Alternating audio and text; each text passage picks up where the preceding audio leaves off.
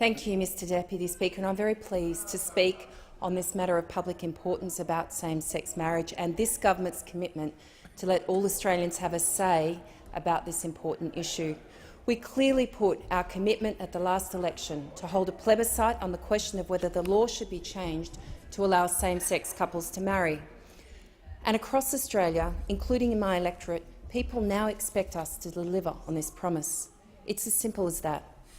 And we will deliver on this promise, Mr Deputy Speaker, with work underway for a mail-out to be sent out to enrolled constituents across the country starting on September the 12th and with a result by November the 15th.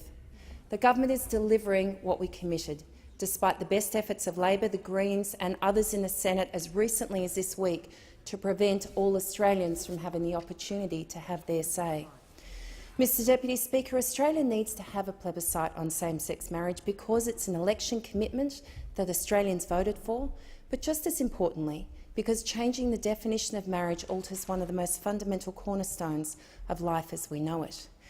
Because the simple fact is that marriage is a framework that has existed for centuries, and it's a framework that continues to remain relevant today, even in a society where marriage is no longer the only family structure where children are raised. Families exist in all kinds of ways outside so-called traditional structure: de facto, same-sex, single-parent, blended, foster families, many other families, and I support these changes. Some would say that that makes the framework of marriage something that should change. Others, like me, would like to fully explore what the impact of removing gender from marriage would mean, not for consenting adults, but for our next generation. In my view, it's not enough to simply say it's time to change the Marriage Act or just do it, as some have said. That would be falling for the trap that the great writer C.S. Lewis once described as chronological snobbery, simply dismissing a view and silencing detractors simply because it's out of date. This may just be my personal view, Mr Deputy Speaker, but the whole point of holding a plebiscite is that it's not my view that ultimately matters, but the views of every Australian. One gentleman who has made his views known to me already is Bernard from Yamina Beach, who emailed me a few days ago. Let me read to you in full what Bernard had to say. Dear Lucy, I have a gay daughter and nothing will make me prouder than to walk her down the aisle if she decides to get married. That's if, by way of the promised plebiscite, the Australian people vote democratically to change the law to allow gay marriage. However, Bernard writes to me, if your party decides to lie in exactly the same fashion as did Julia Gillard with her no carbon tax under the government I lead and betrays the Australian people by not holding a plebiscite and simply taking a vote in the parliament, then as one of your constituents, I can assure you I will never support the Liberal Party again, no matter what the cost of a Labor government in the future. Marriage, said Bernard, is not a political argument to be tossed around in the parliament. It is a highly personal and spiritual undertaking which a section of the community now wants to change at the expense of the honestly held beliefs of other members of the community. If the Democratic majority approves, then well and good. That's as it should be. But a change in this matter by any other means, particularly by deceiving those of us who put you in power, is an unforgivable breach of faith.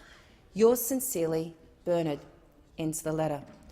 Can I place on record my thanks to Bernard, whose words, along with many of the comments on my Facebook page and in my inbox, and also my letterbox, have been respectful, passionate and insightful.